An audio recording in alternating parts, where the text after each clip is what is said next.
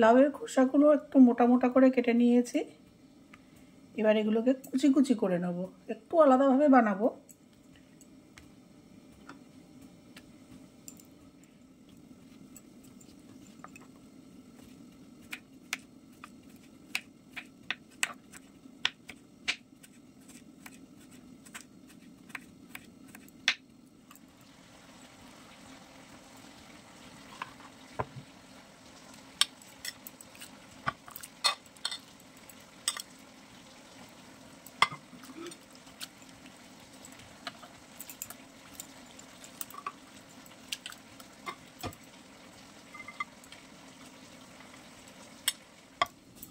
Pan গরম করে দিয়ে দিলাম অল্প সর্ষের তেল আর দিলাম একটু কালো জিরা।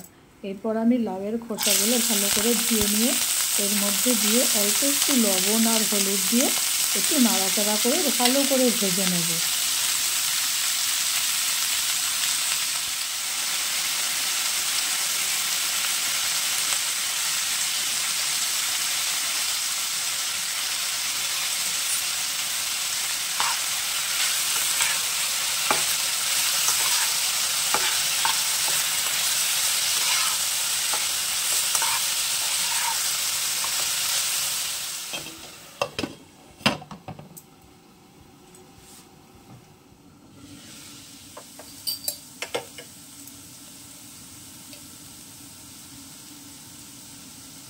দিয়ে দিলাম এখানে 3 চামচ পোস্ত।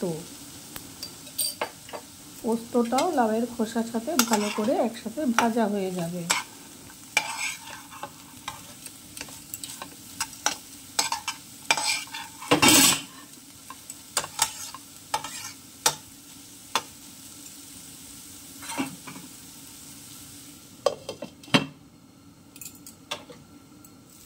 লাউয়ের খোসাটা ভালো করে ভাজাও হয়ে গেছে আর সিদ্ধও হয়ে গেছে। এবার এটাকে আমি ঠান্ডা করে নেব। এখানে দিয়ে দেবো নারকেল কুচি, আর একটু পাতলা করে কাটলে ভালো হতো, যাই হোক তাড়াতাড়ির মাঝে এগুলো একটু থেতো করে গুঁড়ো করে নেব। এবার দিয়ে দেবো 2টো লঙ্কা, আপনাদের ঝাল অনুযায়ী কেমন ঝাল খাবেন সেই অনুযায়ী লঙ্কা দেবেন। দিয়ে দিচ্ছি স্বাদ অনুযায়ী একটু লবণ, আর দেবো কালো সর্ষে। এটা আপনারা মিক্সিতেও পেস্ট করতে পারেন। ব্যাস এইটুকুই দেবো সর্ষে।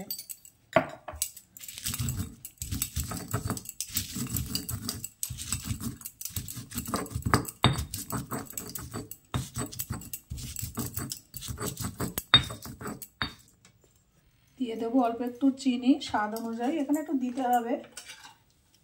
আর এই ভেজে রাখা লাউয়ের খোসা। যেহেতু আমার পাটাটা ছোট সেহেতু আমাকে অল্প অল্প করে করতে হবে। পাটা হয়ে গেছে, এবার দিয়ে দিচ্ছি কিছুটা ধনে পাতা। আপনারা পছন্দ করলে দেবেন, না হলে স্কিপ করে যাবেন, তবে ভালো লাগে।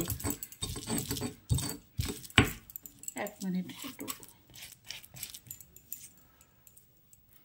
এইবারে দেব একটু সর্ষের তেল।